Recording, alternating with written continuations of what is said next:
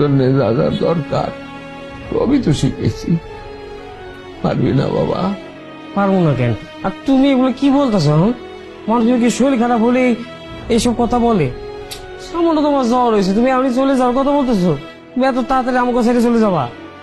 আরে বাবা, একদিন তো চললে যেতেই হবে।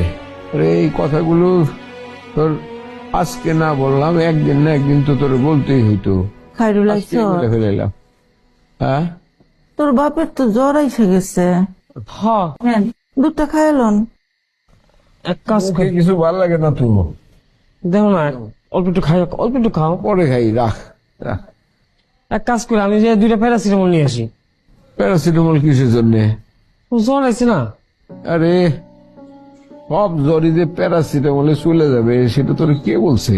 হ্যাঁ, সেলফ মেডিকেশন জিনিসটা কিন্তু খুবই খারাপ। হ্যাঁ, এটা মানসিক স্বাস্থ্যের জন্য খারাপ। শরীরের যে সমস্ত অর্গান গুলো আছে, যেমন ধর কিডনি, লিভার, এগুলা ক্ষতিগ্রস্ত হয়। শোন শোন শোন, সেলফ মেডিকেশন কখনো করতে হয় না, এটা বাদ দিতে হয়, ঠিক আছে? ডাক্তারের পরামর্শ ছাড়া কোনো কিছু চলবে না। আচ্ছা ঠিক আছে, আমি ডিসপেন্সারিতে তোমার এই সিমটম গুলো বইলা তারপর ওরা যে ওষুধ রিকমেন্ড করে সেই ওষুধ দিয়ে আসবো, তাহলে ঠিক হবে? তোমার কি পাটায় ব্যথা আছে আর কোনো?